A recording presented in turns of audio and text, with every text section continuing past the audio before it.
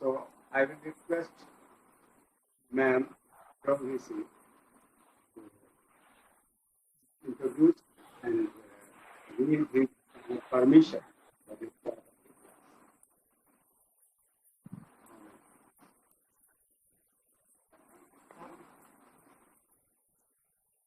Good afternoon to all who have joined us online and physically.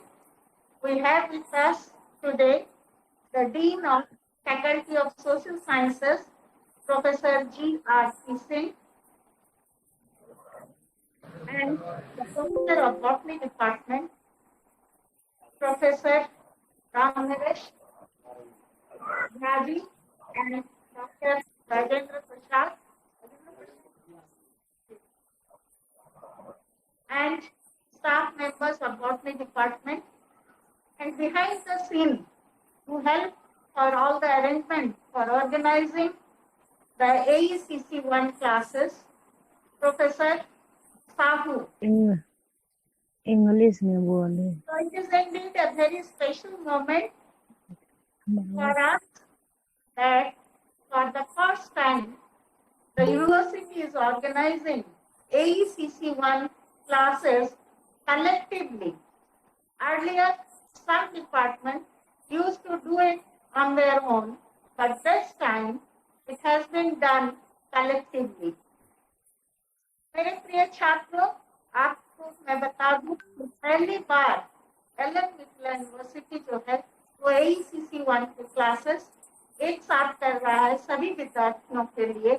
और चूंकि कोविड-19 से हम सभी गुजर रहे हैं और बिहार सरकार शिक्षा विभाग के आदेशानुसार हम लोग छात्रों को फिजिकली नहीं बुला सकते हैं, इसलिए ऑनलाइन क्लासेस का अरेंजमेंट किया गया है। हमारे पहले प्रोफेसर झा ने इंट्रोड्यूस करते समय कहा कि madam has taken the pen. हम इसको खारिज करते हैं इस बात को। जब हम विद्यार्थियों के साथ होते हैं तो इससे ज्यादा खुशी की और कोई बात नहीं होती। तो बीइंग ए टीचर मुझे सबसे ज्यादा खुशी होती है जब हम विद्यार्थियों के साथ होते हैं और विद्यार्थियों के फायदे के लिए कुछ काम कर सकते हैं। तो it is not at all pain for me but it is happiness. मुझे लगता है कि ये जो AECC 1 का क्लास है होगी आपका जो 15 दिन से शुरू हो रही है। और डीन साहब जो है हमारे Gopi Raman Babu, dean faculty of social science सामाजिक विज्ञान के वो डीन हैं। उन्होंने बहुत मेहनत किया क्लासेस अरेंज करने के लिए और ये जो क्लासेस हो रहा है इसका श्रेय उन्हीं को जाता है। और आपके क्लासेस जो है 15/4 से शुरू होके 4/5 यानी कि 4 मई तक चलेंगे। टोटल 13 क्लासेस है और इसमें जिन शिक्षकों ने स्वेच्छा से क्लास लेने के लिए हमारे साथ जुड़े हैं उन सभी को मैं विश्वविद्यालय की ओर से और अपनी ओर से भी बहुत बहुत धन्यवाद करती हूँ, आभार प्रकट करती हूँ। हमारे साथ आपके क्लासेस के लिए जुड़ेंगे। आज पहला क्लास प्रोफेसर गोपी रमन बाबू का है। दूसरा क्लास कल आपका प्रोफेसर मुनीश्वर यादव का होगा। थर्ड क्लास जो है तीसरा क्लास वो मेरा रहेगा, प्रोफेसर डॉली सिन्हा। चौथा क्लास जो है वो प्रोफेसर के साहू सर का है। पांचवा जो है वो प्रोफेसर मोहम्मद निहाल। नेक्स्ट क्लास होगा madam Lakshmi Kumari, department of sociology की। उसके बाद की क्लास है प्रोफेसर सी चंद्रभानु प्रसाद सिंह जो हिंदी विभाग के बहुत अच्छे शिक्षक हैं। और क्लास लेंगे आपके doctor Rajiv Kumar, university department of philosophy, doctor Sarika Pandey, university department of sociology, doctor Anuranjan, university department of geography, professor Dhruv Kumar, university department of psychology and doctor AP Gupta, department of Hindi. एक बार फिर मैं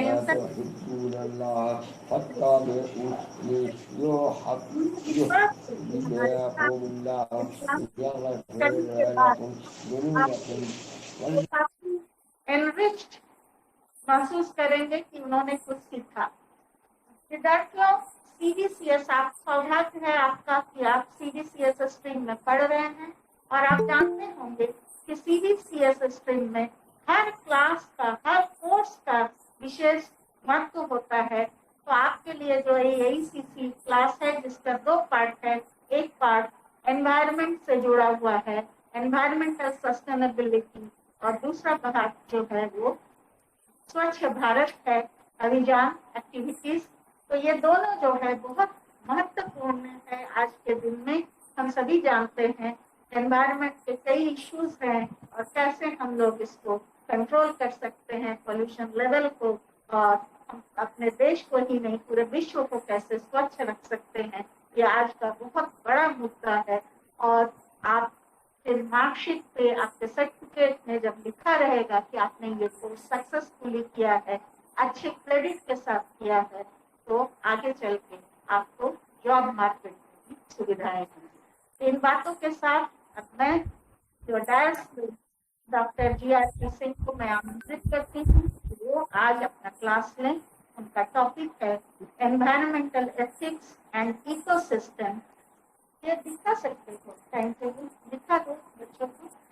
environmental ethics and ecosystem, concept of sustainable development with reference to human value, conservation of natural resources and concept of ecosystem। आप सभी से परिचित है और वो कितना अच्छा पढ़ाते हैं आप जानते हैं। तो आज क्लास कीजिए। एक बार मैं धन्यवाद करना चाहूंगी मैं हमारे साथ जो टेक्निकल पर्सन्स है, खासकर मिस्टर गणेश पासवान का, जो ये आज का जो क्लास का आयोजन हो रहा है उसमें टेक्निकल साइड को संभाल रहे हैं। तो हमें खुशी होगी कि आप इस क्लास से इसका फायदा उठाएं और कुछ सीखें। धन्यवाद।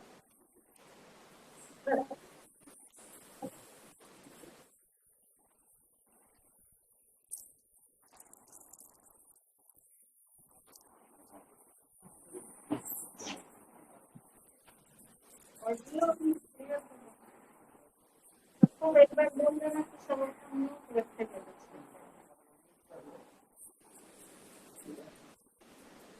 बोला जाएगा क्वेश्चन आंसर सेशन के लिए, तब वो अनम्यूट करेंगे।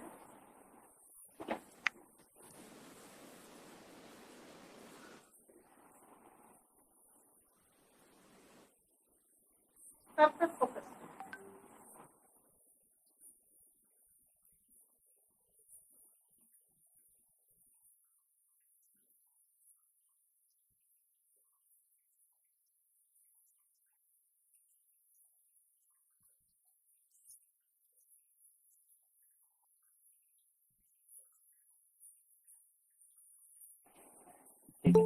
ठीक है, रेडी करें। सर्वप्रथम आप सभी ACC 1 में जो हमारे विभिन्न विषयों के छात्र छात्राएं जुड़े हैं, आप सबों को मैं स्वागत करता हूं, वेलकम। अभी सती कुलपति मैम ने आपको संक्षेप में ये वर्ग कैसे प्रारंभ हो इसके बारे में आपको बतलाया। मैम चली गई हैं, मैं आपको बतलाऊं, भले ही उन्होंने हमें क्रेडिट देकर गई हैं, हम थोड़ा आपसे रैपर्ट स्थापित कर लें 2 मिनट में, तब टॉपिक पर आएंगे। एक रोज वाइस चांसलर साहब के यहाँ मीटिंग था, कुलपति प्रोफेसर मैम बोली कि डीन साहब एक मिनट हमको आपसे काम है। जब मैं इनके चैम्बर में गया तो इन्होंने कहा क्या बच्चों का AECC 1 जो है हर विभाग नहीं पढ़ा पाता है, तो हम लोग ज्वाइंट में क्लास नहीं दे सकते, हम ले सकते हैं मैम। और उन्होंने वहीं से इसको कैसे किया जाए और हमेशा हमको बुलाती रहती थी और हम वहां जाते रहते थे और उनके प्रयास से ये क्लास आपका अरेंज हुआ है 13 ठो। और ये बात जान लीजिए इसीलिए मैं आप लोगों से, आप जहां हैं आप लोग, मैं आप लोगों से आग्रह करूंगा कि honourable pro vice chancellor professor Dolly Sinha का आप लोग खड़ा होकर स्वागत करें और उनको अपने दिल से धन्यवाद ज्ञापित करें कि उनके चलते यह कार्यक्रम आज प्रारंभ हुआ है, जो 4 मई को समाप्त हुआ है। ओके, आज का जो आपका टॉपिक है, जैसा कि आपको मालूम होगा, वो 4 खंडों में बटा हुआ है। नंबर 1, इन्वायरमेंटल एथिक्स, जिसको हम पर्यावरणीय नीति शास्त्र कहेंगे। नंबर 2, इकोसिस्टम, जिसको कि हम पारितंत्र कहेंगे। थर्ड, सस्टेनेबल डेवलपमेंट, जिसको कि हम दीर्घकालीन विकास कहेंगे। और फोर्थ,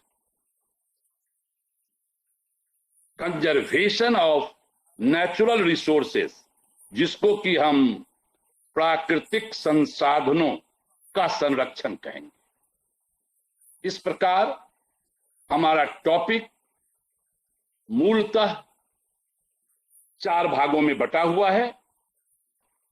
हम विषय पर आने के पहले आपको उसका इंट्रोडक्शन दे दें कि ज्ञान जो है, नॉलेज जो है, जो उसको हम लोग प्राप्त कर रहे हैं अभी, वह 3 भागों में विभक्त है। पहला है लर्निंग प्रोसेस, सीखने की प्रक्रिया, जो बचपन से हम लोग प्रारंभ कर देते हैं। किसी चीज को लिखना, पढ़ना, समझना, यह पहला प्रोसेस है ज्ञान का। दूसरा प्रोसेस है रिसर्च, शोध यानी खोज, यानी हम दूसरे के अंतर्गत वैज्ञानिक प्रक्रिया के द्वारा नवीन चीजों की खोज करते हैं और उस खोज के आधार पर प्रतिदिन, डे बाय डे, खाना बदोशी जिंदगी व्यतीत करने वाला मानव आज इलेक्ट्रॉनिक युग में पहुंच गया है। यह खोज के कारण ही हुआ है। आपको पता होगा कि हमारे बीच यह धारणा थी कि पृथ्वी स्थिर है और सूर्य तारे उसके चारों ओर भ्रमण कर रहे हैं। जब कोपरनिकस ने खोज की, रिसर्च की, तो उन्होंने बतलाया कि नहीं, सूर्य तारे स्थिर हैं और पृथ्वी उसके चारों ओर घूमती है। यानी सन सेंटर्ड थ्योरी कन्वर्टेड, माने अर्थ सेंटर्ड थ्योरी कन्वर्टेड इनटू सन सेंटर्ड थ्योरी, यह खोज के द्वारा संभव हुआ। यानी पहला है सीखना और दूसरा है खोज करना, और तीसरा सबसे महत्वपूर्ण है, जो आपने खोज किया उसको व्यवहार में उपयोग करना। यदि हम जो कुछ नॉलेज हमारे पास है उसको व्यवहार में हम उपयोग नहीं करेंगे तो वह ज्ञान की सार्थकता नहीं रह जाएगी। इसलिए ज्ञान की सार्थकता के लिए जो हमने सीखा, जो हमने खोज किया, हम उसको व्यवहार में उपयोग करें। यह जो आपका विषय है, ज्ञान का तीसरा हिस्सा है, इसका हर मुद्दा, हर क्रम आपको व्यवहार से जोड़ेगा। समझ गए? और इसीलिए ज्ञान का यह तीसरा स्तर जो है सबसे महत्वपूर्ण है, जिसको हम बोलते हैं अप्लाइड नॉलेज। हमने सीख लिया बहुत कुछ, बहुत चीजों की खोज कर ली हमने, लेकिन उस जानकारी का क्या फायदा जिसका हम अपने जीवन में उपयोग न करें। इस तरह बच्चों, युवाओं, आज मैं इसी क्रम में बढ़ने जा रहा हूं। फर्स्ट टॉपिक हम शुरू करने जा रहे हैं। आप लोग अपने कागज कलम को तैयार रखें और जो इंपॉर्टेंट पॉइंट्स होंगे हम नोट भी करा देंगे ताकि बाद में आपको समझने में सुविधा हो। एक जानकारी आपको दे दें हम, इस पर किताबें भारत के स्तर पर हिंदी अंग्रेजी में बहुत सारी हैं, लेकिन आपके CBCS के अंतर्गत AECC 1 सिलेबस पर एकमात्र किताब जो पूरे बिहार के लिए लागू है और आपके सारे सिलेबस को कवर करता है, उसका नाम है पर्यावरण एवं स्वच्छता। और संयोग से आप भाग्यशाली हैं कि उसके लेखक आपके सामने है प्रोफेसर गोपी रमन प्रसाद सिंह। आप उस किताब को पढ़ेंगे, आपके मार्केट में भी मिल रहा है, पूरे बिहार में है। हमको आशा है कि वह किताब आपके ज्ञान को वृद्धि करेगा। बहुत ही सरल रूप में, बहुत ही संक्षेप रूप में और बहुत ही सारगर्भित रूप में उसको रखा गया है। आप उसको लाभ लेंगे। अभी जो मैं शुरू करने जा रहा हूं, फर्स्ट आप लोग नोट कर लें, इन्वायरमेंटल एथिक्स, पर्यावरणीय नीति शास्त्र। पर्यावरणीय नीति शास्त्र क्लियर बच्चों? ये हमारी चाय है क्या बच्चों? हम बतला दें आपको,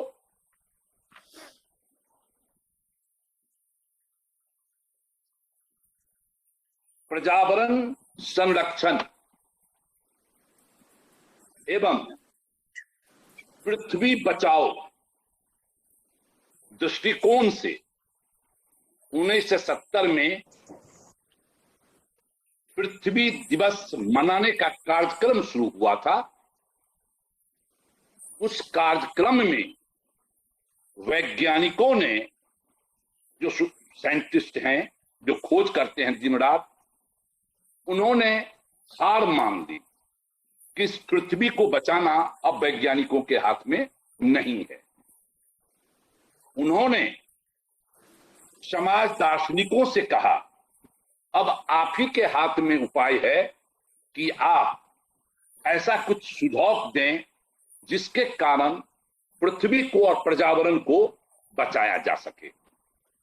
पृथ्वी, पर्यावरण खतरे में है। तब पर्यावरण नीति शास्त्र अवधारणा का जन्म हुआ, यानी 1970 में।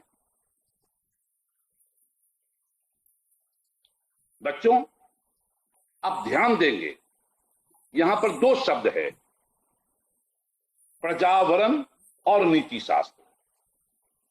इन दोनों के अर्थ को आप समझ लें तो पर्यावरणीय नीति शास्त्र समझना बहुत आसान हो जाएगा। पहले हम जाने कि पर्यावरण है क्या। प्राकृतिक, सामाजिक और सांस्कृतिक तत्वों का सम्मिलन पर्यावरण कहलाता है। प्राकृतिक में जैव, जिसमें जीवन है, यानी जीव जंतु, पशु पक्षी, पेड़ पौधे, ये सब आ जाएंगे। और अजैव में, जिसमें जीवन नहीं है, मिट्टी, पानी, हवा, खनिज, ये अजैव हो गए। इन दोनों के मिश्रण से ही प्रकृति का निर्माण होता है। सामाजिक में हमारा सामाजिक समूह, जैसे अभी विश्वविद्यालय जो है वह सामाजिक समूह का उदाहरण है। और यह सामाजिक समूह किस प्रकार काम कर रहा है यह सामाजिक में आ जाएगा। आज आपके लिए लेक्चर डिलीवरी की व्यवस्था कर रही है, यह सामाजिक समूह, विश्वविद्यालय रूपी सामाजिक समूह के द्वारा किया गया। तीसरा है सांस्कृतिक। सांस्कृतिक का मतलब जिसका निर्माण मानव ने किया है, धर्म, आर्थिकी, इकोनॉमी, सांस्कृतिक प्रतिमा, और इस प्रकार प्राकृतिक, सामाजिक और सांस्कृतिक तत्वों को जब मिला देंगे उसी को हम लोग पर्यावरण कहते हैं, जो मानव को चारों ओर से घेरे हुए है। क्लियर? अब दूसरा शब्द है क्या? नीति शास्त्र। नीति शास्त्र, तो नीति शास्त्र का क्या अर्थ है? दरअसल सरल शब्दों में आप जान लें, उचित और अनुचित का संबंध नीति शास्त्र से है। उचित को करना, अनुचित को नहीं करना ही नीति शास्त्र है। आपके वर्ग 2:30 से आज एसएससी 1 शुरू किया जाना था, 2:30 में प्रारंभ हो जाना उचित है, और यही वर्ग 2:40 में या 2:50 में शुरू किया जाता तो वो अनुचित हो जाता। इस प्रकार हमारे जीवन की सारी क्रियाकलाप इस उचित और अनुचित पर निर्भर करता है। इसे ही हम नीति शास्त्र के नाम से जानते हैं। अब पर्यावरण को और नीति शास्त्र को अब मिला दें तो पर्यावरणीय नीति शास्त्र का अर्थ स्पष्ट हो जाएगा। यदि जो बच्चे कुछ 2 लाइन में नोट करना चाहें तो आप नोट कर लें। पर्यावरण नीति शास्त्र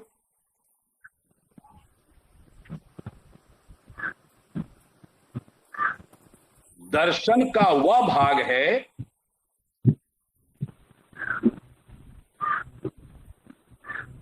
जो नीति शास्त्र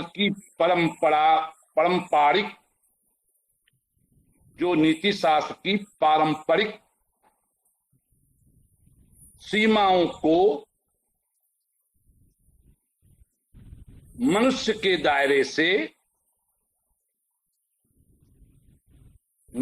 दायरे से बढ़ाकर अन्य जैव एवं अजैव के प्रति संवेदना की प्रक्रिया है। संवेदना की प्रक्रिया है। कहने का मतलब अर्थ स्पष्ट हो गया। उचित अनुचित जो नीति शास्त्र इंग्लिश में थोड़ा बोलिए सर। उचित अनुचित की जो नीति शास्त्र की धारणा है उसको व्यक्तिगत पारंपरिक सीमाओं से हटा दीजिए और उसका क्षेत्र को बढ़ा दीजिए, यानी उसका क्षेत्र को प्रकृति से जोड़ दीजिए, पर्यावरण से जोड़ दीजिए। यानी मानव का उचित अनुचित व्यवहार जब पर्यावरणीय क्रियाकलाप से जुट जाता है तो उसे ही हम पर्यावरणीय नीति शास्त्र के नाम से जानते हैं। आप यह पर्यावरण और स्वच्छता में चैप्टर 2 में पेज नंबर 25 पर डिटेल में देख लेंगे। चैप्टर 2 में पेज नंबर 25 पर। कहने का मतलब नीति शास्त्र की जो उचित और अनुचित की धारणा है प्रकृति से जोड़ देना है। यानी प्रकृति के साथ, पर्यावरण के साथ हमें क्या करना है और क्या नहीं करना है। यहां पर हमारे सामने में कुछ प्रश्न बनते हैं। क्या हमें मानव उपभोग के लिए जंगलों को काटते रहना चाहिए? क्या हमें धर्म के नाम पर लाउड स्पीकर बजाते रहना है?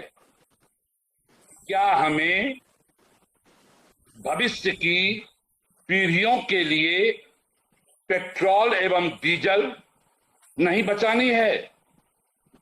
क्या हमें अपनी भोगवादी प्रवृत्ति पर अंकुश लगाने की आवश्यकता है? मैंने कुछ 4 बिंदु पर आपको पर्यावरण नीति शास्त्र के अंतर्गत विचार रखा। अपनी भोगवादी जो प्रवृत्ति है, मकान बनाना, फर्नीचर बनाना, अनावश्यक चीजों को अंबार तैयार करना, और इस क्रम में हम जंगलों को काटते चले जा रहे हैं। तो पर्यावरण नीति शास्त्र की धारणा हमारे सामने में प्रश्न उठाती है, क्या इसी तरह जंगलों को काटते जाना चाहिए? आप स्वयं सोचेंगे, कहेंगे नहीं, जंगल को काटना ठीक नहीं है। अब देखिए ना, धर्म के नाम पर हम लोग लॉर्डिस स्पीकर बजाते हैं। आप देखेंगे सत्यनारायण भगवान का पूजा हो रहा है घर में, और उसको लॉर्डिस स्पीकर से पूरे मोहल्ला को सुनाया जाता है। अब कहिए ये पूजा हुआ क्या? तो कहने का मतलब है, इस तरह की छोटी छोटी चीजें जो हमारे परिवार में दिखने को मिलती है, आप पाएंगे कि हम उसको कैसे, किस प्रकार हम उसको उचित और अनुचित से परिभाषित करें। इस प्रकार पर्यावरण नीति शास्त्र में मूलतः यह जो है एक बहुत इंपॉर्टेंट विद्वान है, जो अनेक सिद्धांत इसमें आए हैं, बहुत सारे सिद्धांत आए हैं पर्यावरण नीति शास्त्र में, लेकिन एक विद्वान है, उसका नाम नोट कर लें, Allen Marshall, ALLEN, Allen Marshall, MARSHAL। इनकी पुस्तक का नाम है यूनिटी ऑफ नेचर। पुस्तक का नाम है यूनिटी ऑफ नेचर, और यह पुस्तक 2002 में आई, और इस पुस्तक का सिद्धांत है पारिस्थितिक विस्तार। पारिस्थितिक विस्तार, यह सिद्धांत बतलाता है एलन मार्शल का कि हमारी जो व्यक्तिगत नीति की धारणा है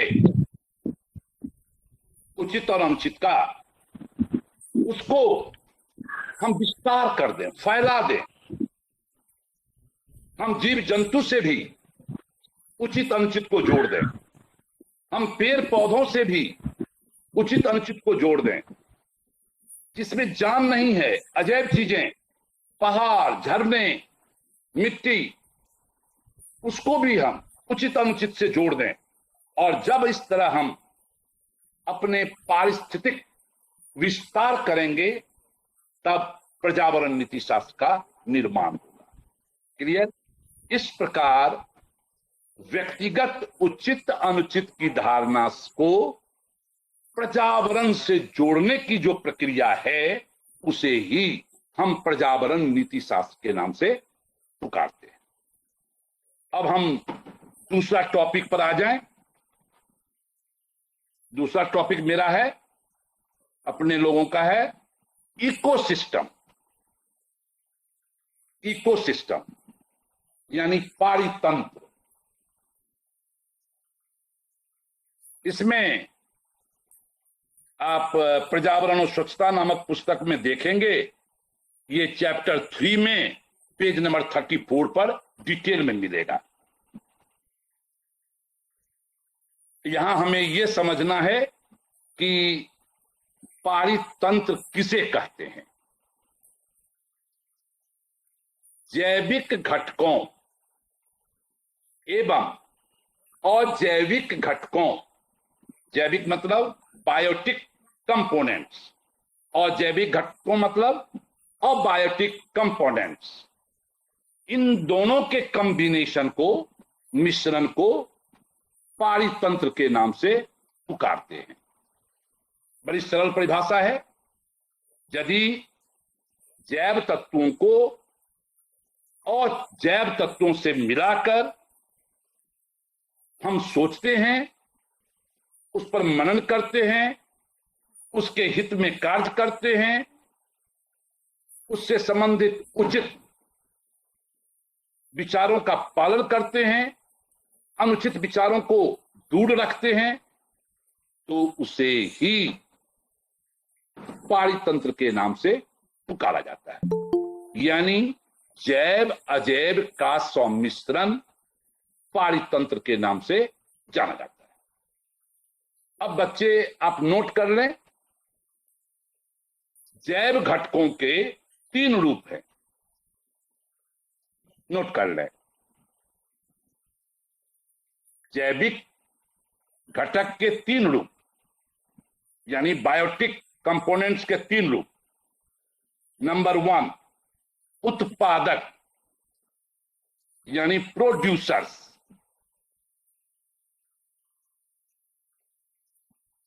यानी हर पौधे उत्पादक कहलाते हैं, हर पेड़ पौधे उत्पादक कहलाते हैं।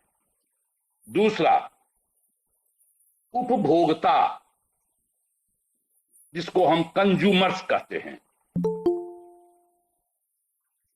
सभी जीवधारी उपभोक्ता है, मानव उपभोक्ता है, पशु पक्षी उपभोक्ता है। तीसरा अपघटक, अपघटक, पहला हुआ उत्पादक, दूसरा हुआ उपभोक्ता और तीसरा हुआ अपघटक। अपघटक को कहते हैं डीकंपोजर, डीकंपोजर। जितने भी जीवाणु हैं वे उत्पादक और उपभोक्ता उत्सर्जी पदार्थ का अपघटन करते हैं। कीड़े मकोड़े, स्नेक, ये सब जो हैं जीवाणु, वे जो भी मानव पशु पक्षी जो भी जानवर वो खाते हैं और वो छोड़ते हैं जिस रूप में, उसका वो अपघटन कर लेते हैं ये जीवाणु। इसलिए इनको इस प्रकार जैविक घटक को 3 भागों में बांटा गया, उत्पादक, उपभोक्ता और अपघटक, जिसको हमने आपको बोला प्रोड्यूसर्स, कंज्यूमर्स एंड डीकंपोजर। दूसरा हमने पारितंत्र में अजैव का नाम लिया था, अजैव घटक यानी अबायोटिक कंपोनेंट्स। इसके भी 3 रूप हैं। नंबर 1 जलवायु, जिसको कि हम क्लाइमेट कहते हैं, जलवायु जिसको कि हम क्लाइमेट कहते हैं, जिसमें ताप, रोशनी, ऊर्जा, हवा, जल आदि सब क्लाइमेट के अंतर्गत सम्मिलित किए जाते हैं। दूसरा अकार्बनिक, इनऑर्गेनिक, कार्बनिक यानी इनऑर्गेनिक। इसमें और कार्बनिक यानी इनऑर्गेनिक, इसमें खनिज, नाइट्रोजन एवं ऑक्सीजन आती है। खनिज, डीजल, पेट्रोल वगैरह, नाइट्रोजन, ऑक्सीजन, ये सब अकार्बनिक में आ जाते हैं, इनऑर्गेनिक में। और तीसरा है कार्बनिक, जिसको कि हम ऑर्गेनिक कहते हैं। जैसे तीसरा हुआ कार्बनिक, जिसको ऑर्गेनिक कहते हैं, जिसमें वसा, प्रोटीन, कार्बोहाइड्रेट आदि आते हैं। इस प्रकार आपने समझ गया कि किस प्रकार जैव के 3 रूप और अजैव के 3 रूप यानी बायोटिक कंपोनेंट्स के 3 फॉर्म्स और बायोटिक कंपोनेंट के 3 फॉर्म्स, ये सब मिलकर जब एक दूसरे से सम्मिलित होकर निवास करते हैं, आवास तैयार करते हैं, उसे ही हम पारितंत्र के नाम से पुकारते हैं। इस रूप में पारितंत्र की प्रकृति को 4 बिंदुओं से समझा जा सकता है। नोट कर लें, nature of ecosystem, nature of ecosystem यानी पारितंत्र की प्रकृति, इसकी स्वभाव कैसा है, इसमें किन चीजों को सम्मिलित किया जाता है। नंबर 1, एक प्राकृतिक इकाई। पारितंत्र क्या है? एक नेचुरल यूनिट है जो प्रकृति का दिया हुआ है। दूसरा, गतिशील व्यवस्था, डायनामिक सिस्टम, या बदलती रहती है, स्थिर नहीं रहती है।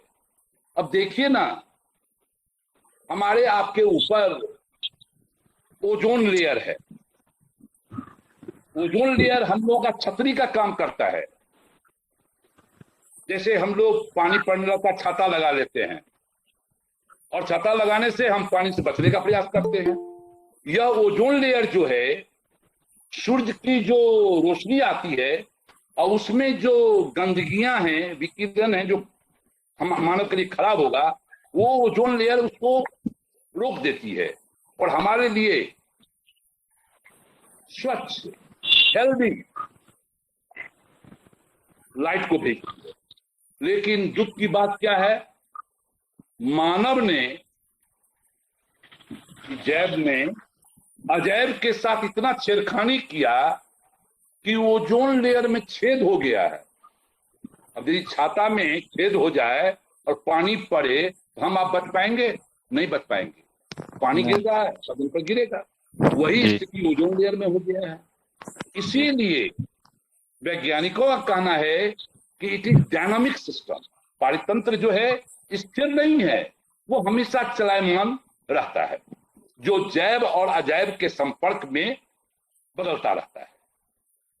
और तीसरा है मानव गतिविधियों द्वारा प्रभावित।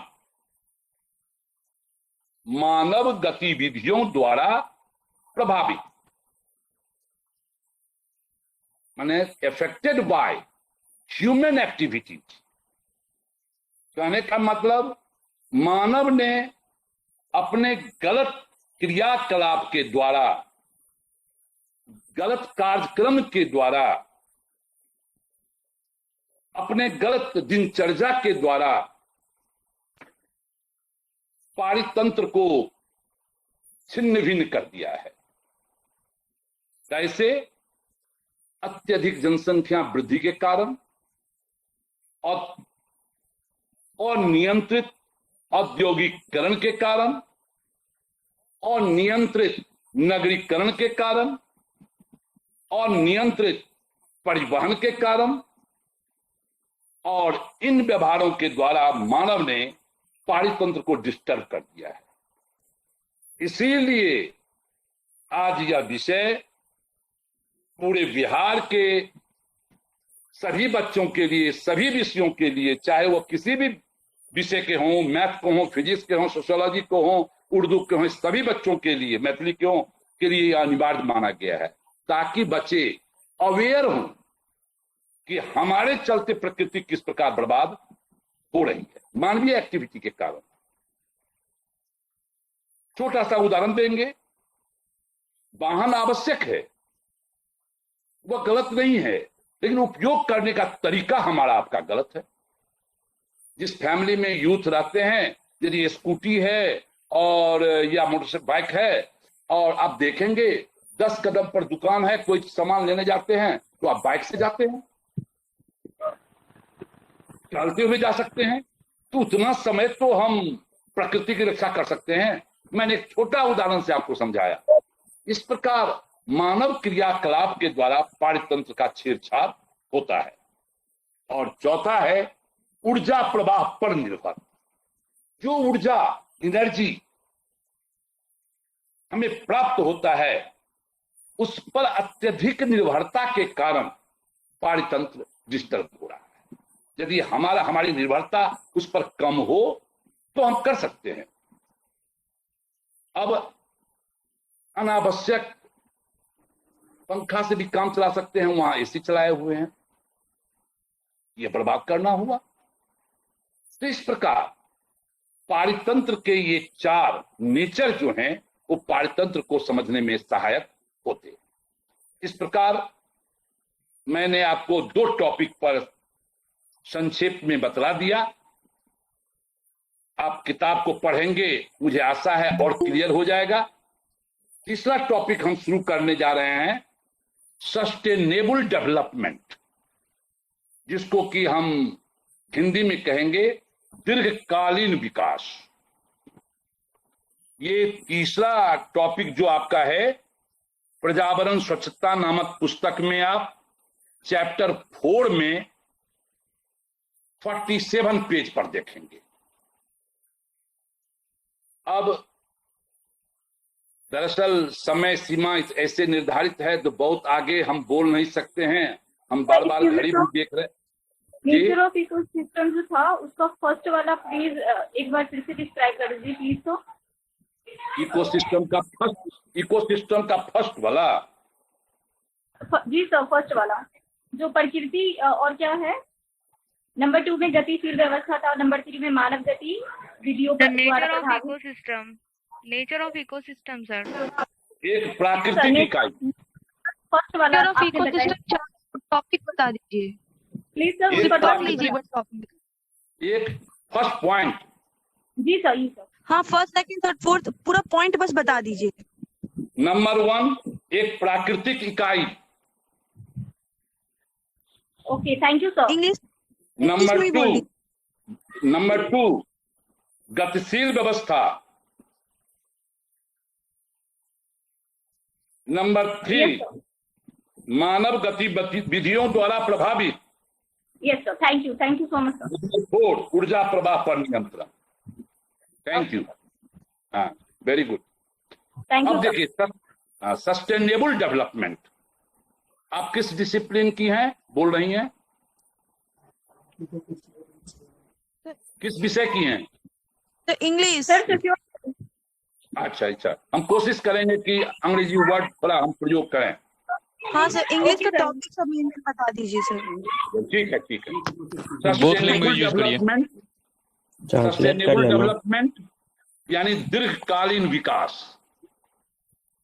दरअसल सस्टेनेबल डेवलपमेंट यानी दीर्घकालीन विकास। Hello sir. जी सर, मैंने तो सर पढ़ा था कि नेचुरल सर इकोसिस्टम है सर, टेरेस्ट्रियल और एक्वेटिक होता है ना सर। हाँ, तो वही कहना, डिटेल में आप पढ़िएगा सब मिल जाएगा वो। यहाँ पर तो हम आपको चारों टॉपिक को कोशिश करेंगे कि 1.25 घंटा 1.5 घंटा में समाप्त करने का। टाइम तो 1 ही घंटा है, लेकिन गणेश हाँ आप पढ़ेंगे। तो सर, तो उसमें सर नैतिकता वाली आप सर बात कर रहे थे ना। नैतिकता जो है ना तो नैतिकता को जब तक आप प्रकृति से नहीं जोड़िएगा तो प्रकृति नहीं बचे। ये कहने का मतलब है सर मेंटेनेंस। हाँ, तो सब मेंटेनेंस भी नैतिकता पर निर्भर करता है। इन्वायरमेंटल इथिक्स में ये इंपॉर्टेंट है कि जैसे आप अपने पेरेंट्स के प्रति या अपने फैमिली मेंबर के प्रति कितना रैशनल होते हैं, विवेकी होते हैं, कितना विवेकी होते हैं, कभी आप किसी पशु पक्षी या मिट्टी के प्रति उतना विवेकी होते हैं? नहीं।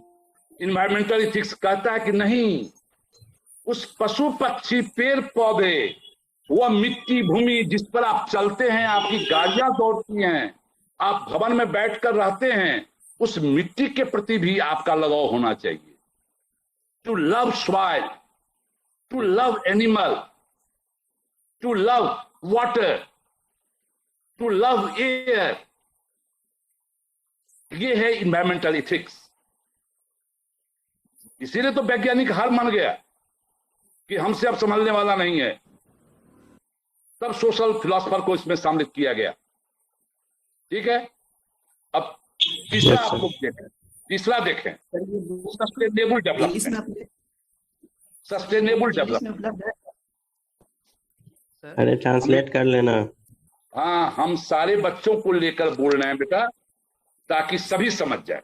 मैं ट्रांसलेट कर हाँ, अब देखिए, दीर्घकालीन विकास जिसको हम सस्टेनेबल डेवलपमेंट कहते हैं, यह क्या है? दरअसल हम वर्तमान में हमेशा जीते हैं। अभी हमारे पास काफी पानी है, हम अपनी मस्ती से उसको खर्च करते रहते हैं। लेकिन सस्टेनेबल डेवलपमेंट कहता है क्या? आप आगे की पीढ़ी के बारे में भी सोचें, केवल वर्तमान के बारे में ना सोचें। डीजल, पेट्रोल आदि लिमिट मात्रा में है, हम उसको तैयार नहीं कर सकते। इसीलिए सस्टेनेबल डेवलपमेंट कहता है क्या कि वर्तमान के लिए भविष्य की अनदेखी नहीं करना है, और भविष्य के लिए वर्तमान की भी अनदेखी नहीं करनी है। दोनों के हित को ध्यान में रखकर जो प्रयास किए जाएं, उसे ही सस्टेनेबल डेवलपमेंट के नाम से पुकारा जाता है। Combination of present with future. इसीलिए आप टीवी पर कभी देखते होंगे, एक 35 बरस का युवा लड़का, 38 बरस का युवा लड़का गाड़ी चलाते हुए जा रहा है, और कहीं पर ट्रैफिक पर गाड़ी रुकी हुई है, वो गाड़ी को बंद नहीं करता है। एक उसका 8 साल का बच्चा बैठा हुआ है बगल में, वो कहता है कि पापा क्यों इस तरफ पेट्रोल को बर्बाद कर रहे हो, हमारे लिए पेट्रोल बचा के नहीं रखोगे क्या?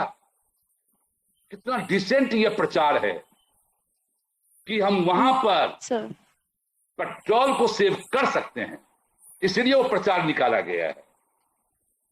सस्टेनेबल, देखिए यहां पर हर जगह इथिक्स की बात होगी। यह जो इन्वायरमेंटल इथिक्स है, वो हर जगह इथिक्स की बात करेगा। हमेशा आप व्यक्तिगत हित को मत देखिए, सामूहिक हित को भी देखें, और फिर आने वाले कल के हित को भी देखें। यही सस्टेनेबल डेवलपमेंट है। और सस्टेनेबल डेवलपमेंट में क्या है कि इसमें एक बहुत, आप पढ़ेंगे इस किताब को तो आपको मिलेगा, अब नाम नोट कर लें इस विद्वान का, आप नेट पर भी खोजेंगे तो आपको मिल जाएगा। रॉबर्ट रिपर्टो, इनके पुस्तक का नाम है सस्टेनेबल डेवलपमेंट, जो 1919 में आई है।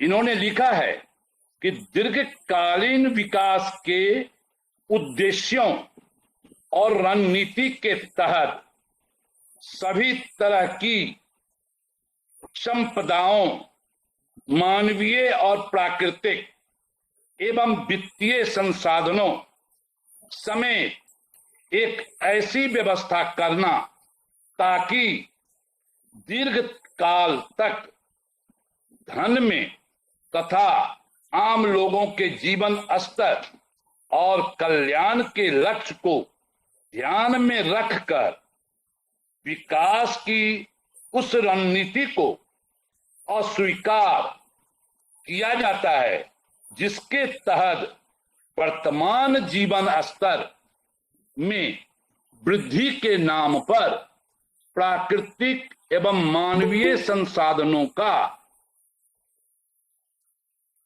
अंधाधुंध उपयोग और शोषण दोहन किया जाता है, और भविष्य की पीढ़ियों के लिए परिणामों और हितों की पूर्ण उपेक्षा की जाती है। यानी विकास ऐसा कभी न हो जो केवल वर्तमान को देखे, विकास ऐसा हो जो भविष्य को देखे और वर्तमान को भी देखे। ये भी नहीं कि भविष्य के लिए वर्तमान की अनदेखी कर देना है, तब भी वह विकास नहीं हुआ। इसलिए दीर्घकालीन विकास सस्टेनेबल डेवलपमेंट में प्रेजेंट और फ्यूचर दोनों का कॉम्बिनेशन है। इसके नेचर को आप पॉइंट्स नोट कर लें तो समझने में सुविधा होगी। नंबर 1, विश्व संरक्षण की प्रक्रिया।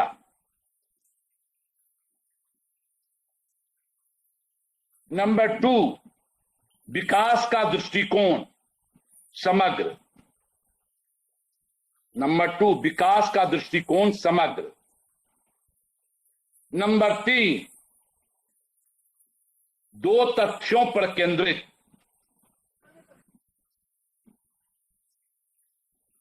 ए, जनसंख्या नियंत्रण। बी, प्राकृतिक संसाधनों का प्रबंधन। सर नंबर 3 में क्या बोले?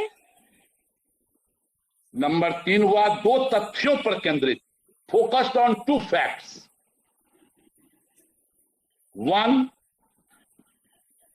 Control over population. Number 2, management of natural resources. चौथा, मानव जीवन में गुणात्मक सुधार के साथ साथ जीव जंतु, वनस्पति एवं और जैव का संरक्षण। सर इंग्लिश में भी पॉइंट बोल दीजिए। सर एक बार रिपीट कर दीजिए सर। मानव जीवन में गुणात्मक सुधार, qualitative reform in human life,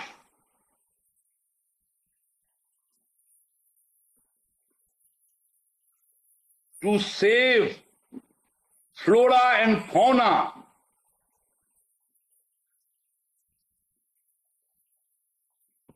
and of biotic things।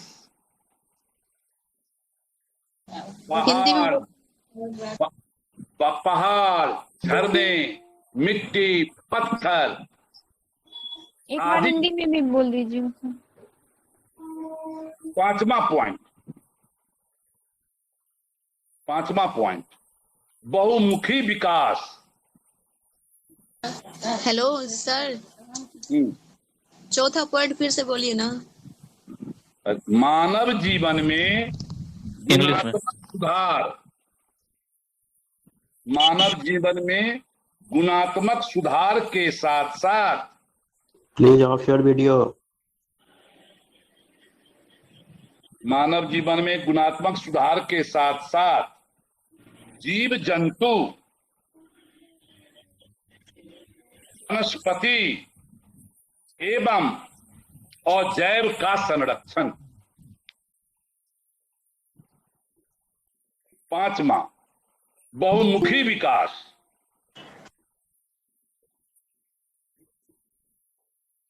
अरे वीडियो ऑफ करो। बहुमुखी विकास वर्तमान व भविष्य के लिए पोषक आहार, चिकित्सा, स्वस्थ आवास जिसमें पानी, बिजली, शौचालय, प्रदूषण पर नियंत्रण, पर्यावरण, समानता, सहभागिता एवं न्याय आदि को ध्यान में रखना होगा।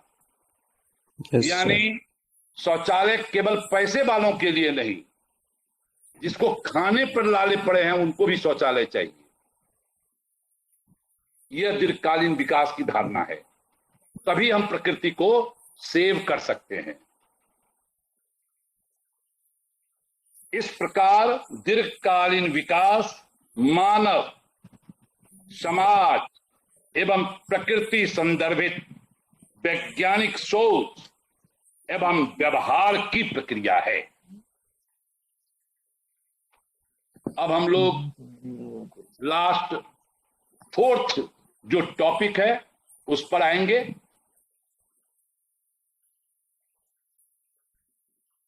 आधा घंटा सर 5th टॉपिक इंग्लिश में बताइए ना।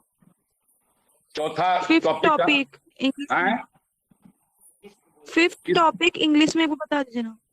किस टॉपिक को? वो 5 पॉइंट्स बताए ना, वो 5th वाला क्या था इंग्लिश में थोड़ा सा बता दीजिए। बहुमुखी विकास। 5th वाला बहुमुखी विकास, बहुमुखी विकास ना, all round development. Thank you sir. All round development. Clear? Yes sir. यानी केवल भौतिकता का विकास नहीं, नैतिकता का भी विकास। घर में अनावश्यक 4 अलमीरा कपड़े रखने की जरूरत नहीं है। नैतिकता के आधार पर उस पर सोचने की जरूरत है। समझ गए? इसका मतलब यह हुआ, तभी प्रकृति बचेगी। अब 21वीं शताब्दी में आप ध्यान देंगे तो लोग इस प्रवृत्ति को समझने लगे हैं। खास करके आप जैसे जो युवा उभर रहे हैं, उनको टू लव नेचर यह प्रवृत्ति डेवलप किया है। समझ गए? नहीं तो पहले लव का मतलब था लैला मजनू, सिरी फराक, है ना? अब उस कंसेप्ट को लोग लव से, हम नहीं कहते वो लव नहीं है, वो भी लव है, लेकिन वो लव का एक पक्ष है। To love nature, to love our roads, यानी रोड पर गंदगी न फैलाएं। जहां मन हो चेन खोल दिए, पेशाब करने लगे, नहीं, वो आपकी धरती है, उसको गंदा मत कीजिए, कूड़ा कचरा मत फेंकिए। मैं अपना अनुभव बतलाऊं ऑल राउंड डेवलपमेंट का। जब मैं 2 टाइम्स लंदन गया, हमारी छोटी बिटिया लंदन में HR है और बड़ी बिटिया पेंसिल्वानिया यूनिवर्सिटी में साइंटिस्ट है, अमेरिका गया। आंख से देखा कि पेपर का एक टुकड़ा कहीं पर गिरा हुआ था और एक सज्जन उसको उठाकर अपने पॉलिथीन में रख लिए, जहां डस्टबिन मिला वहां रख दिए। देखिए क्या लव है रोड्स के प्रति। टू लव रोड्स जो अजैब है और बायोटिक है, उसका एग्जाम्पल मैंने आंख से देखा और गंदगी देखने को नहीं मिलता था, जिसे लोग लगते थे कि कहां से आ गए हैं, क्योंकि वो डेवलप्ड कंट्री है, उसका नॉलेज डेवलप कर गया है। हम लोग अपने नॉलेज को डेवलप इसी मायने में समझते हैं कि हम विश्वविद्यालय में बहुत बड़े पद पर आ गए, हम बहुत बड़े प्रोफेसर हो गए, डॉक्टर हो गए, इंजीनियर हो गए, हम बड़ा आदमी हो गए, हमको राइट मिल गया गंदा फेंकने का। इन्वायरमेंटल इथिक्स इसका आदेश नहीं देता है। इन्वायरमेंटल इथिक्स के अंतर्गत हमारा युवा अपनी पूर्व पीढ़ी को बड़ी गौर से देख रहा है, वो क्या कर रहा है क्या नहीं कर रहा है।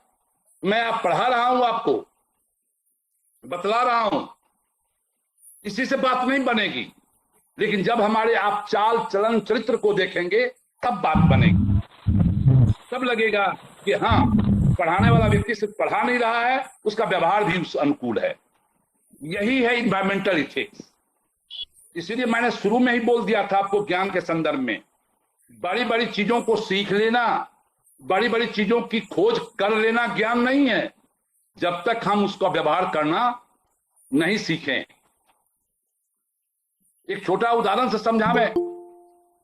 आप कल्पना कीजिए जिस समय में हाशिया का निर्माण हुआ होगा, हाशिया मतलब सब्जी काटने वाला, उस समय की महिलाएं जो घर में खाना बनाती थी, वो कितना प्रसन्न हुई होंगी कि हाशिया का निर्माण हो गया। जो सब्जी हमको 1 घंटा काटने में लगता था, वो 5 मिनट में हम सब्जी काट लेते हैं।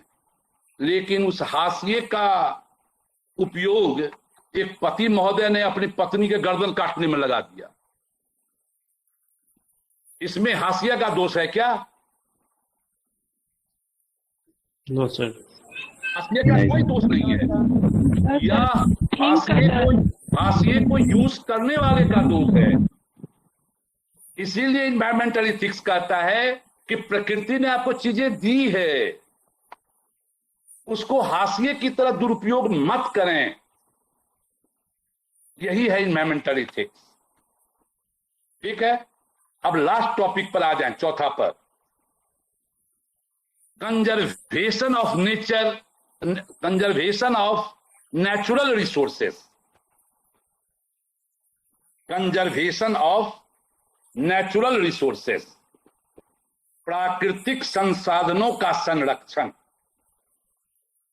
प्राकृतिक संसाधनों का संरक्षण।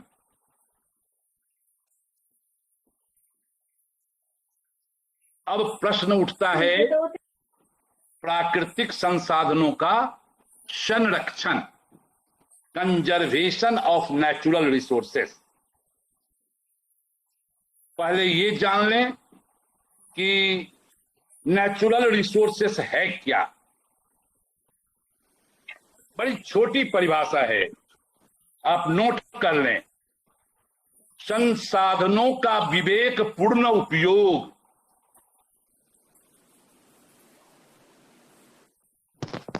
इंग्लिश में भी बोल दीजिएगा सर। संसाधनों का विवेकपूर्ण उपयोग संरक्षण है।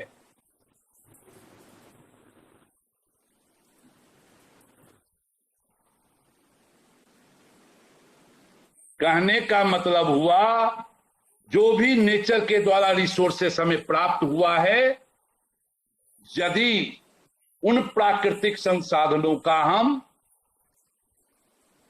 विवेकपूर्ण ढंग से सदुपयोग करेंगे तो यही प्राकृतिक संसाधनों का संरक्षण कहलाता है। जैसे वायु संरक्षण कैसे करना है, जैसे जल संरक्षण कैसे करना है, तीसरा मिट्टी संरक्षण कैसे करना है, अंग्रेजी में नोट कर लीजिए, sorry, air conservation, water conservation, third soil conservation, मिट्टी संरक्षण, फोर्थ वन संरक्षण, फॉरेस्ट कंजर्वेशन, फाइव खनिज संरक्षण, मिनरल कंजर्वेशन,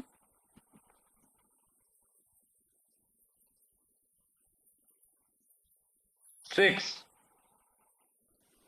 मत्स्य एवं अन्य स्तनपायी जीवों का संरक्षण, मत्स्य यानी मछली एवं अन्य स्तनपायी जीवों का संरक्षण, conservation of fish, conservation of fish and other मबल्स,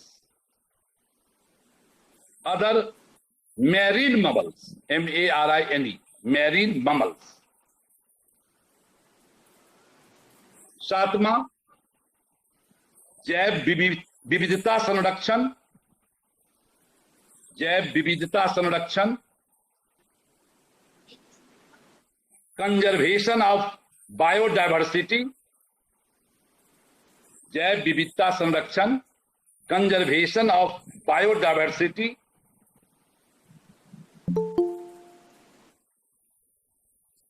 ये जो 7 पॉइंट हमने बतलाया आपको, इसको हमें बचाना है, तभी हम आप सुरक्षित रह सकते हैं और आने वाली पीढ़ी को भी सुरक्षित कर सकते हैं।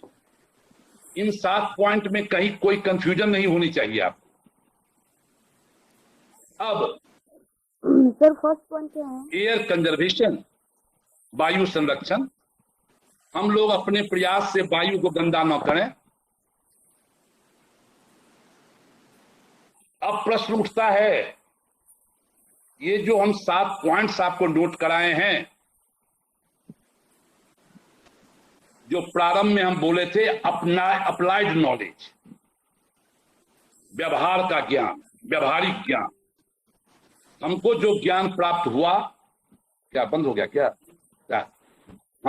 हमको जो ज्ञान प्राप्त हुआ, हम उसको व्यवहार में कैसे उपयोग करें, इसके संदर्भ में मैंने आपके लिए कुछ पॉइंट्स जो हमारे पुस्तक में भी है, यहां पर कुछ महत्वपूर्ण पॉइंट्स मैं लाया हूं।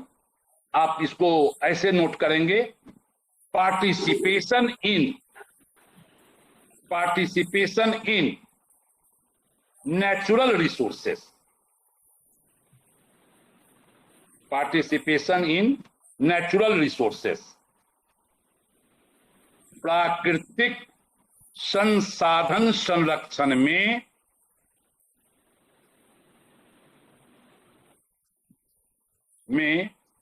लोगों की सहभागिता,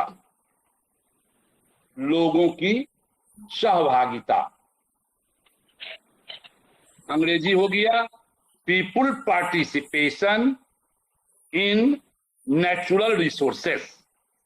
पीपुल यहां पर कौन? हम आप। अब हम आपके अलावा बाकी को छोड़ दीजिए। और यहाँ गणेश जी बैठे हुए हैं जो आपके तक हमारी आवाज और विषय वस्तु पहुंच जाए। हम इतने ही लोग की बात करें। हमारी आपकी क्या सहभागिता होनी चाहिए प्रकृति को बचाने में? इसमें पहला पॉइंट नोट करें आप, इच्छानुसार नहीं, आवश्यकतानुसार संसाधनों का उपयोग। इच्छानुसार नहीं, आवश्यकतानुसार संसाधनों का उपयोग। आवश्यकता है तो संसाधनों का उपयोग करें। इच्छा तो अजीब दौड़ती है। एक गाना आपने सुना होगा, दिल तो बच्चा है जी। सुना है ना ये गाना? What is the feeling of that? ये गाना क्या कहता है कि दिल की बात को यदि सुनते रहेंगे तो बच्चे जैसा व्यवहार हो जाएगा। इसीलिए दिल से निकली बात को अपने बुद्धि और विवेक से, नीति शास्त्र से, इथिक्स से जोड़कर देखें। अब आपकी यह धारणा विकसित होगी कि हमें चीजों को आवश्यकता अनुसार उपयोग करना है। अब देखिए ना, हम छोटा उदाहरण देंगे। पानी, एक गिलास आपके हाथ में आया, पीने वाला पानी, आपने आधा गिलास पानी पिया, आधा गिलास पानी को फेंक दिया। क्यों नहीं हम जितना पीना चाहते हैं उतना ही पानी लें? हमारी आवश्यकता आधा गिलास पानी की है, क्यों पूरे गिलास के पानी को बर्बाद कर रहे हैं? ये छोटी छोटी आदतें मानव की प्रकृति को बचा सकती है। और यह किताबी ज्ञान से नहीं होगा, यह व्यवहारिक ज्ञान से होगा, अप्लाइड नॉलेज से होगा। दूसरा पॉइंट, जल उपयोग में संयम एवं पुनर्उपयोग। जैसे जल उपयोग संयम का उदाहरण अभी दे दिए थे, और पुनर्उपयोग का मतलब है यदि आपके घर में फिल्टर लगा हुआ है वाटर के लिए, आप पाएंगे कि जितना पानी आप पीने के लिए लेते हैं उससे 3 गुना पानी बर्बाद होता है। यदि आप थोड़ा सा मेहनत करें, वो जो हम पीने के लिए लेते हैं और रेस्ट पानी जो बर्बाद हो रहा है फिर प्यूरिफाइड करने के लिए, हम उस पानी को यदि दूसरे बर्तन में रख लें तो उस पानी से हम बगीचे को पानी सींच सकते हैं। उस पानी से हम घर का वॉशिंग कर सकते हैं। इसीलिए यहां पर संयम की जरूरत है। यह केवल क्लासरूम में लेक्चर देने से काम नहीं चलेगा, इसको उपयोग करने की जरूरत है। और मैं आपको बतलाऊं बच्चे, हमारे घर में इस तरह होता है। आप कभी भी हमारे घर में आवे जावे, वाटर फिल्टर रखा हुआ है, हमेशा 10, 20, 50 बोतल देखेंगे पानी भरा हुआ रखा हुआ है, वही रेस्ट वाटर है, और उस पानी का उपयोग दूसरे जगह हो जाता है। वॉशिंग मशीन से जो पानी निकलता है उस पानी को आप बाल्टी में रख सकते हैं, घर धोने के लिए, कंपाउंड धोने के लिए, स्कूटर, बाइक, कार धोने के लिए। यही है संयम। तीसरा हम बोलेंगे, सर दूसरा को इंग्लिश में कन्वर्ट कर दीजिए। संयम संयम का मतलब हुआ कंट्रोल, सेफ, हाँ तीसरा है जीव जंतुओं व पेड़ पौधों के प्रति प्रेम। जीव जंतुओं एवं पेड़ पौधों के प्रति प्रेम। फ्लोरा एंड फौना के प्रति लव। अभी देखिएगा बहुत पैसे वाले लोग अभी भी 21वीं शताब्दी में भी जब कानूनी वर्जित हो गया है हिरण का शिकार करने जाते हैं, जबकि नेचर के लिए उसका हर तरह के जीव जंतु का होना आवश्यक है। आज आप देखेंगे शहर में बंदर आ गए हैं काफी। क्यों? उसके निवास स्थान को हम लोगों ने बर्बाद कर दिया है। वो कहीं तो जाएगा। और आपने सुना होगा कि एक बार सलमान खान यही हिरण के कांड में इतने बड़े फिल्म स्टार और उन पर केस चला था, कुछ समय के लिए सजा भी पाए, फिर निकाले गए। तो कहने का मतलब इससे हमको सीखने की जरूरत है कि हमको जीव जंतु पेड़ पौधों को हम बर्बाद नहीं करें। और इतना ही नहीं, हम किस तरह उसको अधिक से अधिक वृद्धि करें। तो 4th पॉइंट में वृक्षारोपण, फॉरेस्टेशन जिसको कहते हैं, अधिक से अधिक हम पेड़ लगाएं। अधिक से अधिक पेड़ लगने से क्या होगा, पानी जो हम लोगों को कम होता जा रहा है उस पानी की मात्रा भी बढ़ेगी, भूमि भी नमी रहेगा। और ये हम लोग जानते हैं हमें जो चाहिए वो पेड़ पौधा देता है और पेड़ पौधा को जो चाहिए हम लोग उसको देते हैं, है ना। तो इस तरह अधिक से अधिक वृक्षारोपण करें।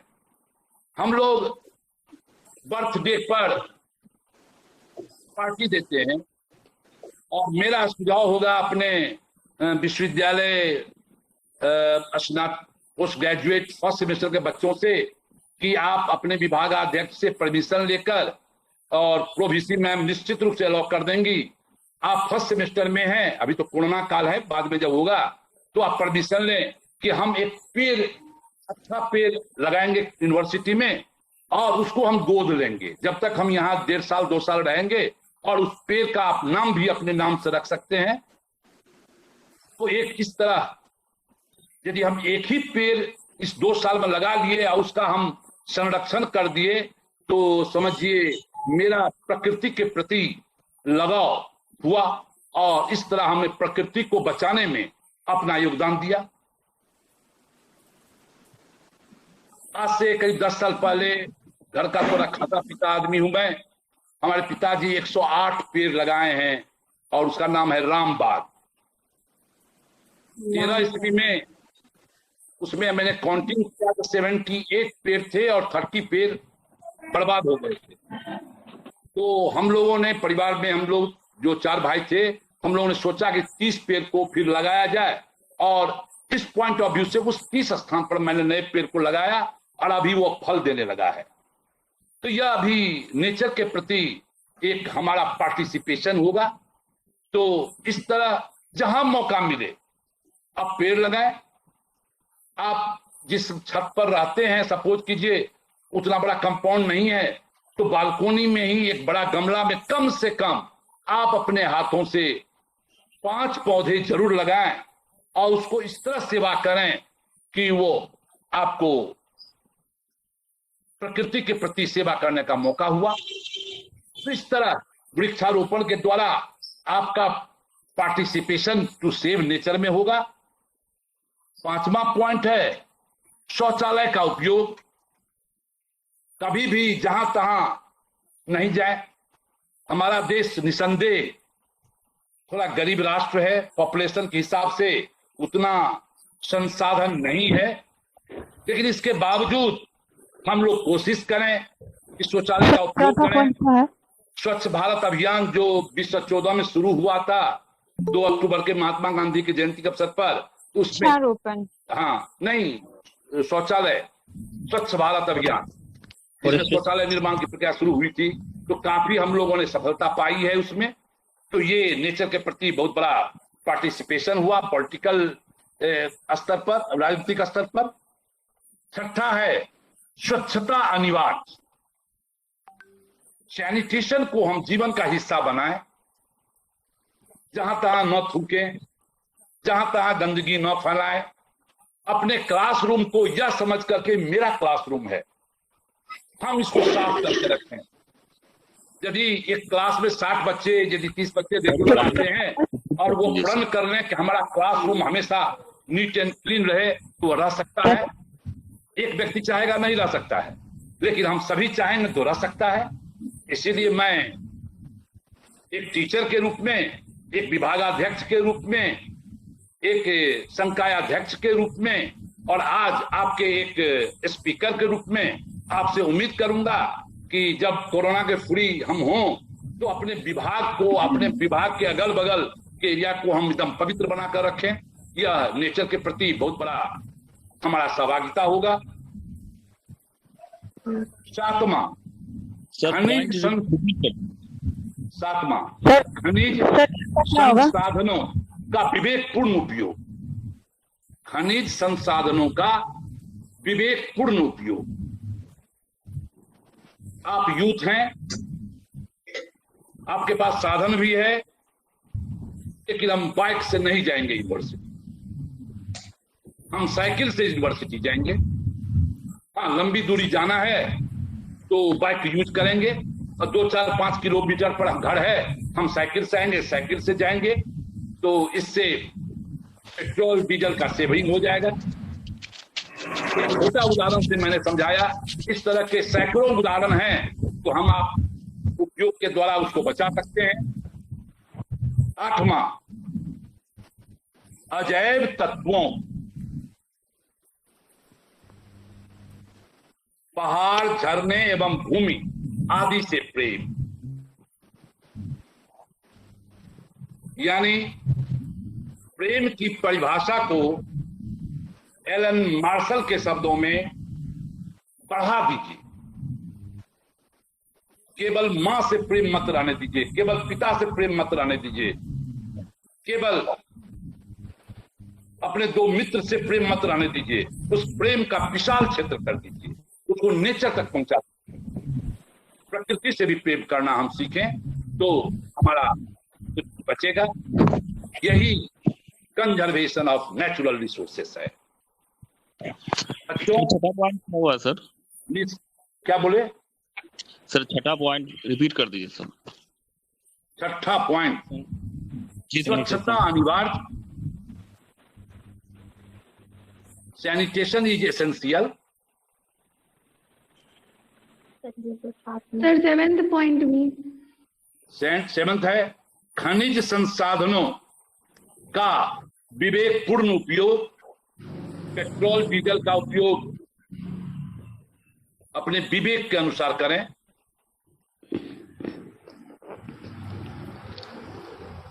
इस प्रकार आज के क्लास का निष्कर्ष यही है। सर 8 पॉइंट से बोलिएगा सर। 1 point 8 sir 8।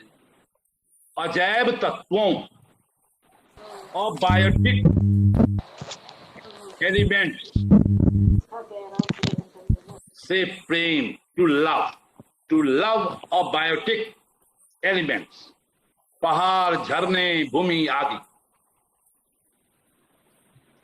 इस प्रकार आज के क्लास का निष्कर्ष है, ज्ञान अपने आप में पूर्ण तभी माना जाता है जब उसका उपयोग व्यवहार में हो। हर एक के व्यक्तिगत एवं सामूहिक प्रयास से संसाधनों की रक्षा संभव है। इसमें विवेक विशेष महत्वपूर्ण है। अब हम आप लोगों को 5 मिनट में आप लोग तेजी से 10 ऑब्जेक्टिव क्वेश्चंस नोट करें। 10 ऑब्जेक्टिव क्वेश्चंस, समझे? हम ऑप्शन नहीं देंगे, केवल क्वेश्चन देंगे आपको। इंग्लिश नंबर वन, इस वर्ष से पृथ्वी दिवस की शुरुआत हुई। Again sir repeat. इस वर्ष से पृथ्वी दिवस की शुरुआत हुई। 1970। नंबर टू,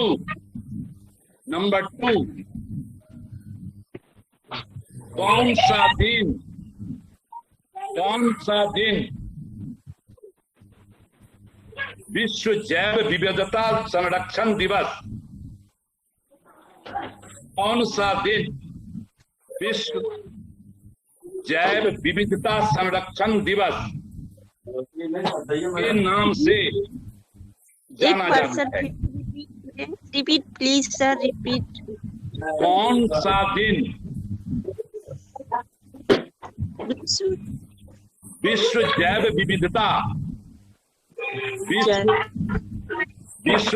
विविधता बायोडायवर्सिटी संरक्षण दिवस के नाम से जाना जाता है?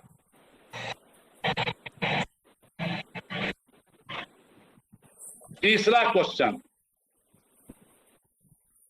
कौन सा दिन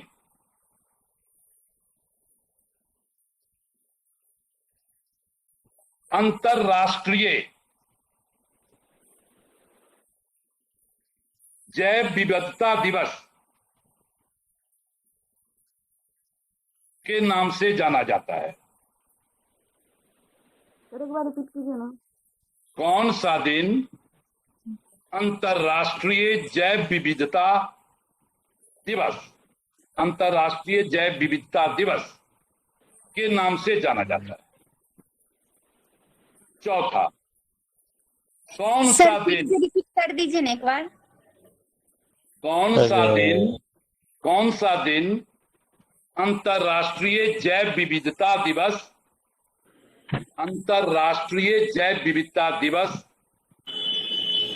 के नाम से जाना जाता है? चौथा, कौन सा दिन विश्व संरक्षण दिवस के नाम से जाना जाता है? पांचवा, मानव शरीर में जल का प्रतिशत क्या है? मानव शरीर में जल का प्रतिशत क्या है? मानव शरीर में जल का प्रतिशत मतलब ह्यूमन बॉडी में जल कितने मात्रा में है? 50 में है, 60 में है, 70 में है? जल की मानव शरीर में माइक ऑफ करो। जल का प्रतिशत क्या है? छठा, कौन सा दिन वन महोत्सव का दिन है? कौन सा दिन वन महोत्सव का दिन है?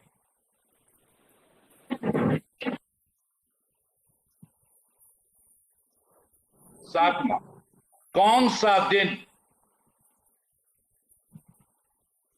अंतरराष्ट्रीय ओजोन परत संरक्षण?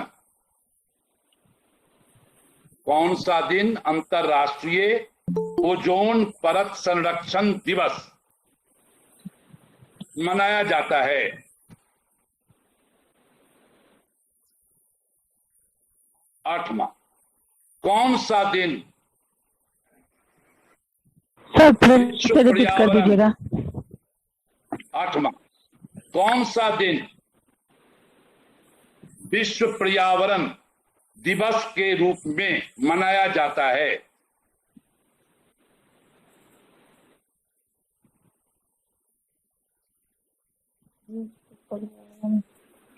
सर रिपीट नौवां, कीजिए। Sir repeat. कौन सा दिन विश्व पर्यावरण दिवस, विश्व पर्यावरण दिवस के रूप में मनाया जाता है। 9वां, किस दिन, 9वां, किस दिन 9th राष्ट्रीय प्रदूषण नियंत्रण दिवस, किस दिन राष्ट्रीय प्रदूषण नियंत्रण दिवस मनाया जाता है?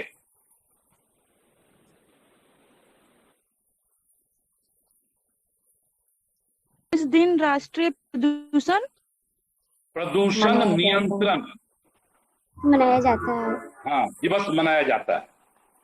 10th लास्ट, स्वच्छ भारत अभियान की शुरुआत,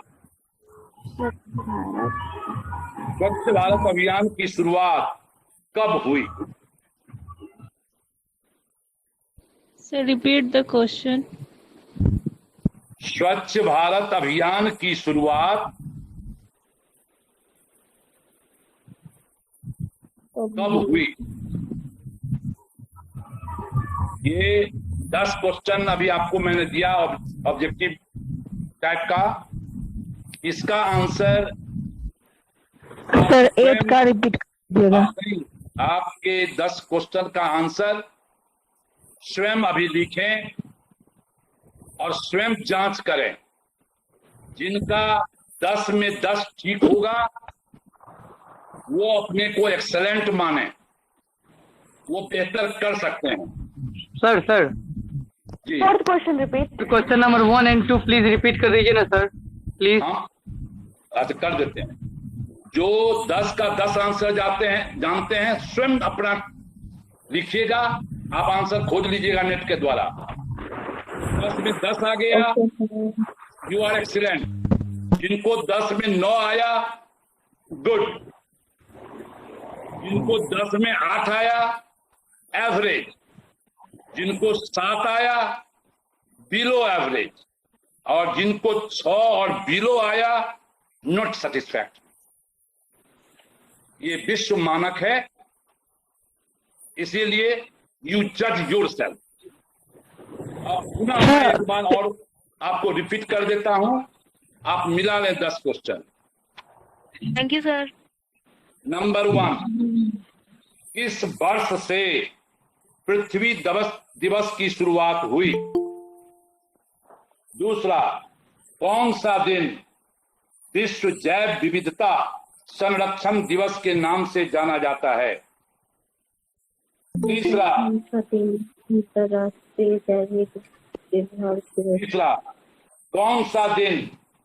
अंतरराष्ट्रीय, सेकंड फिर से सर। कौन सा दिन विश्व जैव विविधता संरक्षण दिवस,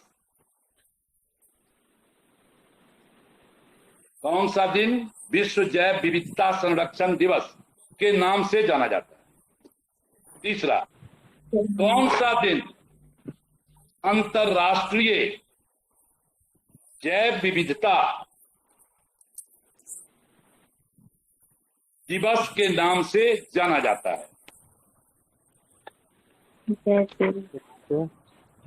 चौथा, कौन सा दिन विश्व संरक्षण दिवस के नाम से जाना जाता है? विश्व संरक्षण दिवस। पांचवा, मानव शरीर में जल का प्रतिशत क्या है? कितना है कि ये क्या है नहीं, प्रतिशत कितना है? मानव शरीर में जल का प्रतिशत कितना है? छठा, कौन सा दिन वन महोत्सव का दिन है? कौन सा दिन वन महोत्सव का दिन है? सातवां, कौन सा दिन अंतरराष्ट्रीय ओजोन परत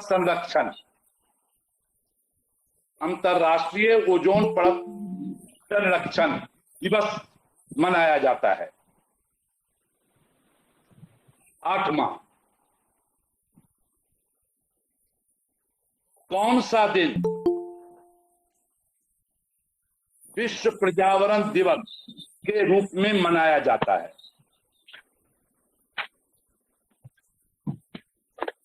किस दिन राष्ट्रीय प्रदूषण नियंत्रण दिवस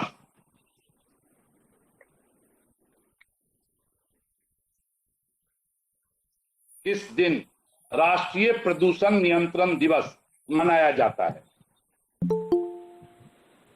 और 10वां, स्वच्छ भारत अभियान की शुरुआत कब हुई? Repeated, sir. Please, number question repeat. कौन क्वेश्चन? Number question, sir. राष्ट्रीय प्रदूषण नियंत्रण दिवस। इस दिन राष्ट्रीय प्रदूषण नियंत्रण दिवस। नियंत्रण दिवस। Okay sir, okay. हाँ okay sir 3 number question repeat कीजिए प्लीज। कौन सा नंबर? सर छोड़ दे, सर छोड़ नंबर? दे, ये लोग ऐसे फालतू का कर रहा है। 10 बार रिपीट कर दिए उसके बावजूद फिर कर रहा है। पीडीएफ डलवा दीजिएगा, पीडीएफ उसका डलवा दिएगा सर ना। बोले सर पीडीएफ डलवा कौन दीजिए। सा दिन अंतर्राष्ट्रीय जैव विविधता दिवस के नाम से जाना जाता है? प्लीज सर पीडीएफ डलवा दीजिए। अब बतलाइए टॉपिक से संबंधित ये 10 ऑब्जेक्टिव मैंने इसलिए दिया टू टेस्ट योर सेल्फ। हम अपने आप को जज करें, टीच योर सेल्फ, आप स्वयं अपने आप को पढ़ाएं। सर आंसर पता ना चलेगा। 4 सर उसका पीडीएफ डलवा दिएगा। 4 टॉपिक हमने बतलाया आपको, इसमें किन्हीं 1-2 को कोई प्रॉब्लम हो तो आप पूछ सकते हैं। सर पीडीएफ प्लीज, पीडीएफ जो है ना डलवा दीजिएगा सर, अच्छा रहेगा हम लोग को पढ़े। मैंने ये कौन चीज का पीडीएफ डलवा दूं? यही चीज क्वेश्चन था जी सर। 10 क्वेश्चन। अरे 10 क्वेश्चन हमने दिया है आपको टेस्ट करने के लिए, कोई जरूरी है कि यही 10 क्वेश्चन होगा? पीडीएफ क्या करेंगे सर इस पूरे लेक्चर का? हाँ सर, जो पढ़ाए है ना पूरा लेक्चर वो नोट्स का लेक्चर का सर क्वेश्चन तो हो गया, नोट्स का। अरे बाबू, आपको जब किताब आप खरीद लीजिए, मात्र 200-300 रुपया किताब है, सारी चीजें उसमें आपको मिल करवा जाएगी। दीजिए सर। सर अभी कोरोना है सर, कहीं जाते होते नहीं है। अच्छा हम डलवा देंगे, ठीक है डलवा दें। Thank you sir. का नाम फिर से रिपीट कर दीजिए ना। क्या सर बुक का नाम फिर से रिपीट करिए ना। पीडीएफ में मिल जाएगी, कोई दिक्कत नहीं है। पर्यावरण एवं स्वच्छता एवं स्वच्छता, पर्यावरण एवं स्वच्छता, सर इंग्लिश में पर्यावरण, इन्वायरमेंट एंड सैनिटेशन। सर एक और क्वेरी सर प्लीज।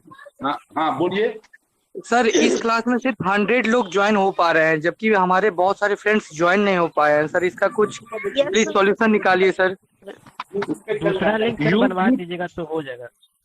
यूट्यूब पर चल रहा है, यूट्यूब पर चल रहा है सर। यूट्यूब वाला लिंक जो है ना सर, वो स्पैम दिखा रहा है, वो कनेक्ट नहीं हो रहा है। तो सर यूट्यूब का भी लिंक नहीं आ रहा है सर।